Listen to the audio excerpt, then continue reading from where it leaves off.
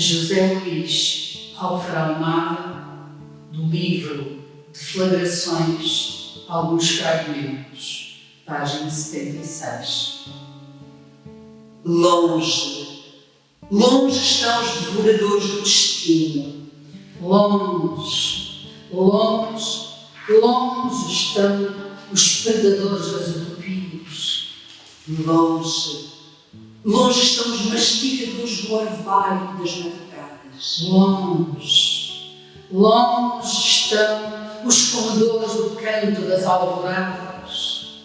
Fica-nos o candelabro de sombras ateado sobre a pedra inexaurível da clandestinidade dos sonhos, edificado com a subversiva solidão do verde áspero e irónico que desponta do seco destino da secreta predestinação das ilhas. Resta-nos o paraíso das águas, soterrado no cabo da infância, o fervilhar do porvir no abraço da vermelha e do mar, e o sonho do poema de amanhã no alforje do caminhante.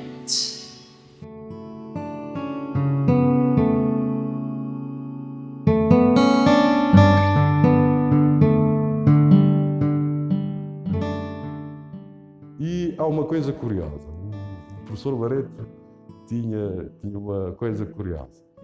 Primeiro, essa questão das notas, não é? E há muitas histórias hilariantes, não é? À volta disso. Mas ele era um bocadinho antifeminista também. Porque nós éramos, digamos, não me lembro bem, mas, por exemplo, 10 alunos. Metade eram alunas. Eram do género feminino. E ele, no primeiro dia de aulas, disse assim: agora 10 mulheres querem fazer latim, mas aqui não passam. E ele chumbou todas as alunas. Nenhuma ficou para exemplo. Portanto, é isso. Depois eu fui estudar a RDA, considero isso uma sorte. Porquê? Primeiro, porque conheci uma cultura completamente diferente, aprendi a língua alemã, como a língua alemã durante muito tempo quase que era uma língua materna para mim. Digamos que eu pensava inclusive, e sonhava também em alemão. E a cidade onde eu estudei, tinha o Instituto Herder. O Instituto Herder era o instituto onde todos os estrangeiros tinham que passar para fazer a preparação para a universidade. Todos sem exceção. Portanto, quer dizer que tive a oportunidade de conviver com dezenas e dezenas de pessoas de dezenas e dezenas de países. Só para dar um exemplo, na minha turma de língua no Herder Institute, éramos 15 e éramos de 15 países diferentes. Isso facilita também muito em termos de conhecimento da humanidade, mas também da igualdade entre as pessoas, porque nenhum de nós sabia falar alemão. Portanto, éramos obrigados, esforçados, para podermos comunicar. E então, o método de ensino da língua era tão eficaz que até hoje me impressiona. Porque quando chegamos, no primeiro dia de aulas, aprendemos a dizer bom dia, a cumprimentar as pessoas, a dizer o que é que queremos comer e de que país é que viemos. Pronto. No segundo, vai-se desenvolvendo a parte das refeições, etc. E o indivíduo, sem saber, de repente já fala alemão. Tem o vocabulário indispensável que vai se enriquecendo à medida da nossa estadia aí. Porque nos primeiros dias não saímos muito. Estamos em casa a decorar as palavras, não é?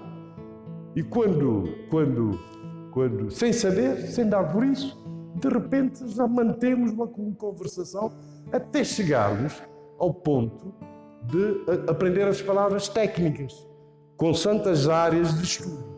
Eu, por exemplo, fui direcionado para terminologia jurídica, mas o indivíduo que tivesse que estudar agronomia era essa terminologia que aprendia, para engenharia. E quando saíamos do Herder Instituto, um ano depois, estávamos completamente preparados, do ponto de vista técnico, do ponto de vista da língua, para entrar na universidade. E há uma anedota, eu vou contar isso, a propósito disso. Há um indivíduo que, mais atrevidinho, né, resolveu ir passear. E viu uma moça aí bonita, né? Resolveu começar a conversar com a moça. E começou com aquele vocabulário inicial. Como é que te chamas? A moça respondeu, chamo tal. É alemão, tudo é alemão. De que cidade é que és? A moça respondeu, o que é que comes habitualmente? Parece já meio atrevido, né? A moça respondeu, opa, as palavras esgotaram-se. E ele volta-se para a moça e diz, sente-se, se faz favor. Só que ele estava na rua, né? Na rua, manda a moça sentar-se, né? Só se fosse no chão, né? Bom, portanto, eu fiz os meus estudos, devo dizer, fiz os meus estudos, depois regressei a Cabo Verde, tinha hipótese de fazer um doutoramento na altura, mas Cabo Verde não aceitou, não só em relação a mim, mas a todos os que acabavam a licenciatura, porque no contrato de bolsa, de concessão de bolsa que assinávamos, éramos obrigados a regressar ao país para trabalhar por pelo menos 2 anos no país. Por isso perdi essa oportunidade, eu, mas muitos outros colegas que estudaram na Alemanha e em outros países. Regressei ao país e trabalhei no gabinete do primeiro-ministro, cheguei a ser diretor do Gabinete de Assuntos Jurídicos e Legislação da Secretaria-Geral do Governo, portanto, sempre ligado a coisa. Mas quanto à poesia, portanto, a poesia, eu comecei a escrever poesia, tinha uns 17 anos, por aí, e foi muito inspirado por imitação de um colega, o Tonecas Évora, que nós fazíamos parte de um grupo, se fosse hoje, diríamos, tinha objetivos um bocado utópicos. Um grupo, uma irmandade, digamos, quer dizer, o grupo dizia que devíamos reforçar a nossa amizade de tal forma até chegarmos à irmandade, né? Está a ver isso? Parece um embrião de maçonaria, né? Bom, a maçonaria que era a fraternidade, a liberdade e tal. Nós era a irmandade. E então ele tocava, escrevia poemas e o grupo chamava-se Rox Bleu. Até o nome é interessante. O azul da rocha, né? Ou pedra azul, qualquer coisa. E então, aí comecei a escrever poesia. E na altura participei, escrevia, achei que tinha talento. Aliás, também o Zé Maria Neves, na altura, publicava uns poemas em jornal de parede, num jornal de parede que tínhamos no liceu e que se chamava o Despertar do Escolar. Publicávamos poemas e organizávamos também jogos florais. E eu lembro-me que num desses jogos florais, eu e o Zé Maria, acho que ficamos em primeiro lugar, ex-aequo. E o poema não me esqueço nunca. O poema chamava-se O Homem é África. Vivíamos tempos panafricanistas muito fortes.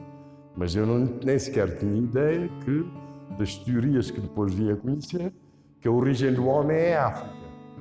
Mas eu estava a dizer isso sobretudo no sentido do ritmo, da dança muito congénita ao homem africano, né? Alegria.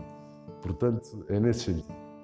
E nessa altura, portanto, ainda estava em Cabo Verde, no liceu, eu participei em Jogos Florais, como disse, ganhei prémios. Na altura eram alguns contos, eram muito úteis. Eu lembro que uma vez fui receber um prémio, eu participei em 78, e o ato da entrega do prémio foi no estado da Várzea. E quem me entregou o prémio foi o Silvino da Luz, que era uma pessoa extremamente importante na altura. Depois, a segunda vez que eu ganhei prémio, estava já na Alemanha. E lembro-me de outras pessoas que participaram e ganharam, ex-aequo ou não, a Paula Martins, por exemplo, o Jorge Tolentino. Portanto, é isso. E isso, portanto, incentivou-me a continuar a escrever poesia, não é? E já usava o pseudónimo Zé de Santiago. Era esse o pseudónimo que eu usava na altura. E na Alemanha continuei a escrever poesia porque tive colegas muito ligados à poesia. Colegas, por exemplo, eu lembro de um colega que era um gigante, né? E muito brigão, quer dizer, tinha tudo. A figura não se pensava que seria um poeta, que é o Krieger. Se bem que a palavra Krieger em alemão significa guerreiro. E ele era Krieger, mas na língua materna dele. Portanto, quando dizia o nome dele, pensavam que ele era mesmo guerreiro porque ele era mesmo brigão, né? Também havia o Ibrahim do Senegal, mas a minha namorada da altura, portanto, estudava as germânicas.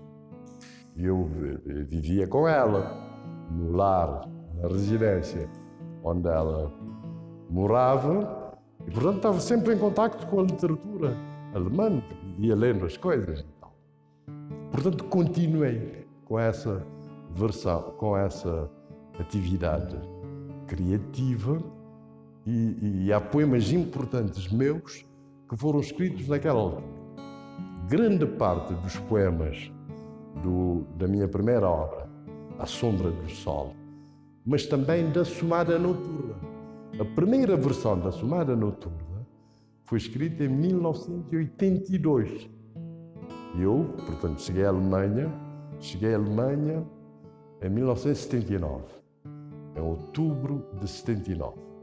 E eu lembro-me que recitei esta primeira versão do poema Não Há Dia, Não Há Manhã, que é um poema, portanto, de saudade de Cabo Verde, né? De saudade de Cabo Verde, e fez um tremendo sucesso numa atividade cultural organizada por estudantes na altura da Guiné e de Cabo Verde. E aí via que mantinha a veia, né? Interessante é que esse poema, que tinha, digamos, na sua versão original, com o título Não Há Dia, Não Há Manhã, tinha, portanto, máximo 2 páginas. Agora é um longo poema narrativo, né? Portanto, com dezenas de páginas. Isso acontece muito com a minha poesia. Eu pego em poemas pequenos e desenvolvo, ou vão se desenvolvendo, né? Portanto, depois, eu, portanto, vivi a RDA, foram tempos muito felizes, muito desafiantes em termos de conhecimento do mundo, das pessoas, do ser humano, da mais variada proveniência, de experiências também de paixão amorosa, com pessoas de lugares os mais díspares, desde a Mongólia, passando por Angola, Brasília, etc. Portanto, isso foi extremamente rico e a essa minha primeira mulher, por exemplo, é de Madagascar, não é? É de Madagascar e foi viver a Cabo Verde. Portanto, foi de uma riqueza impressionante. Portanto, em momento algum me arrependo de ter estudado na Alemanha e na Alemanha Oriental por causa disso, e também porque, por coincidência, grande parte do património histórico, cultural, arquitetónico e etc., da Alemanha encontra-se do outro lado. Pensa, por exemplo, em Weimar, mesmo em Berlim, a parte do Reichstag, tudo está grande parte do património. E nós tínhamos a oportunidade de visitar esses sítios, e um povo, na altura, extremamente pacífico, o que depois mudou completamente, porque a ex-RDA transformou-se num ninho de neonazis, né? Mas na altura era extremamente pacífico e solidário, e um povo, salvo a parte política do regime, não era um regime, era um regime multipartidário, mas de partidos satélites, em relação ao partido força dirigente, portanto, depois viemos a saber, né, as façanhas da Stasi e tudo isso, pronto, não. Mas era um povo altamente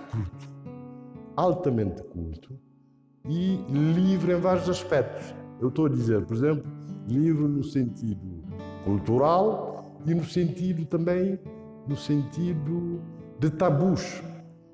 Por exemplo, eu fartei-me na Alemanha Oriental de visitar campos de nudismo, né?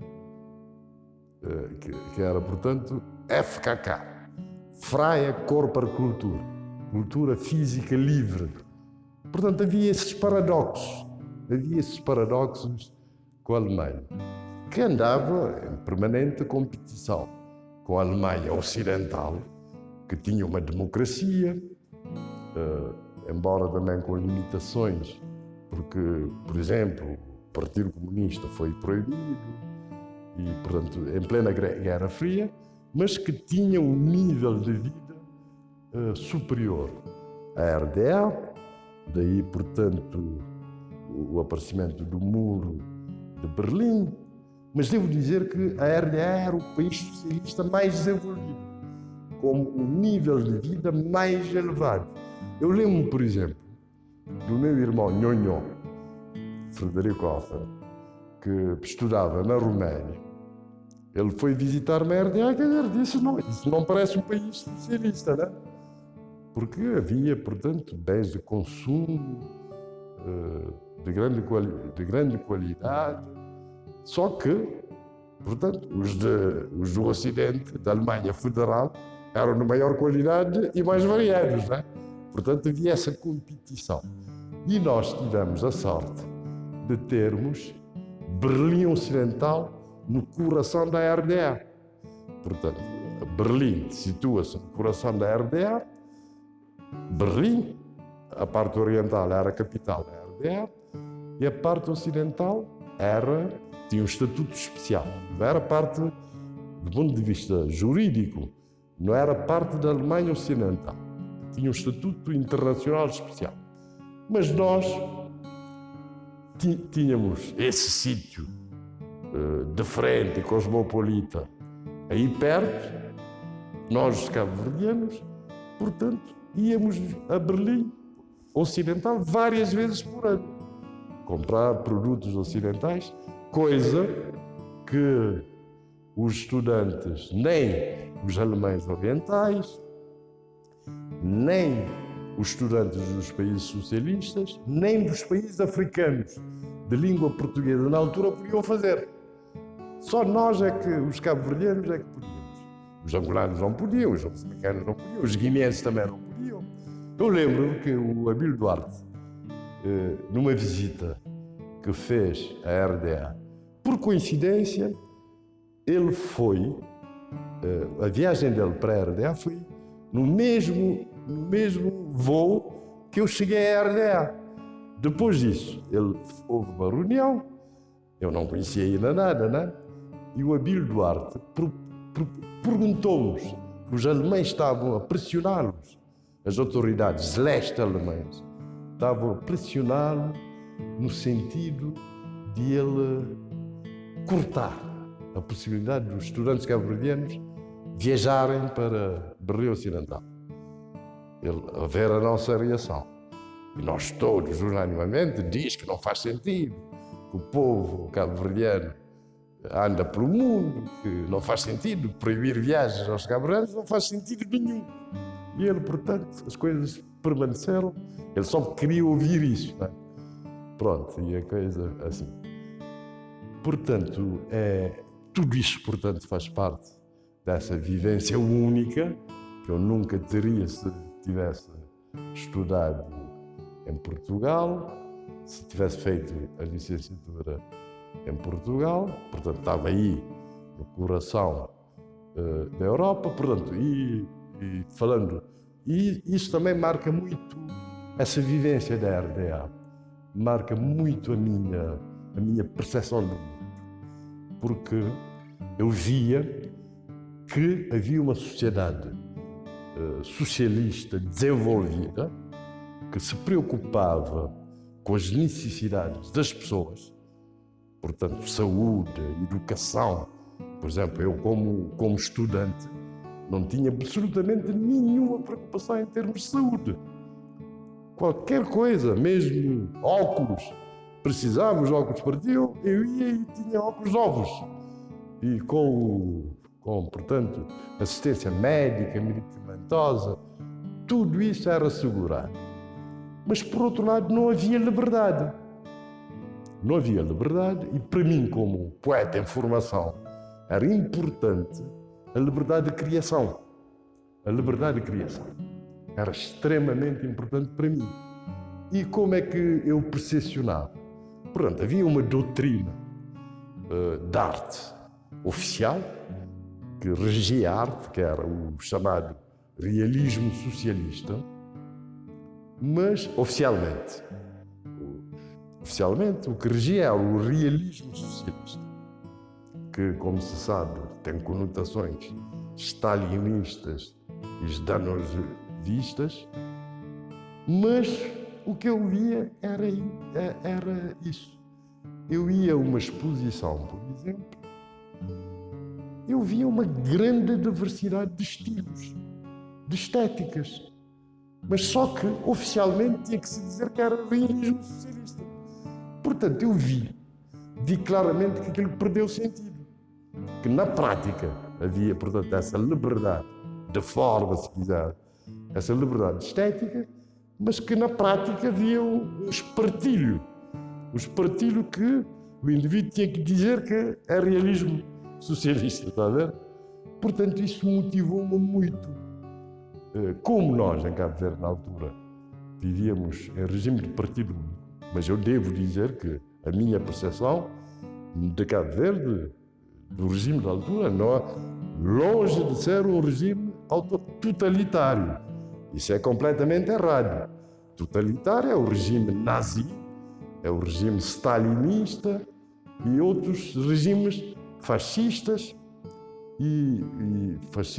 ou stalinistas, digamos, como houve na Kampucheia, como houve na China durante a Revolução Cultural, durante o tempo de Stalin.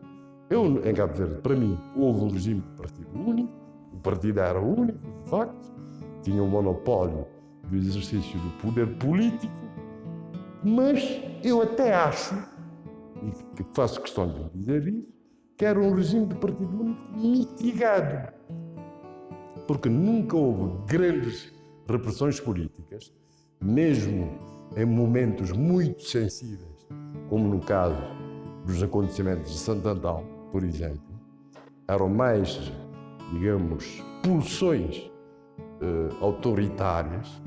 E depois, quem viveu em Cabo Verde sabia que algumas organizações da sociedade civil tinham alguma força, a Igreja Católica, as associações comerciais. E depois, nos anos 80, aquilo ficou bastante desanuviado. Nos anos 80 que eu vivi em Cabo Verde, a partir de 86, uma grande criatividade no plano literário, no plano musical, várias associações foram surgindo, e eu penso, inclusive, que se houvesse alguém mais corajoso, podia, estou a falar, portanto, da oposição interna, Cabo Verde, podia até criar organizações políticas.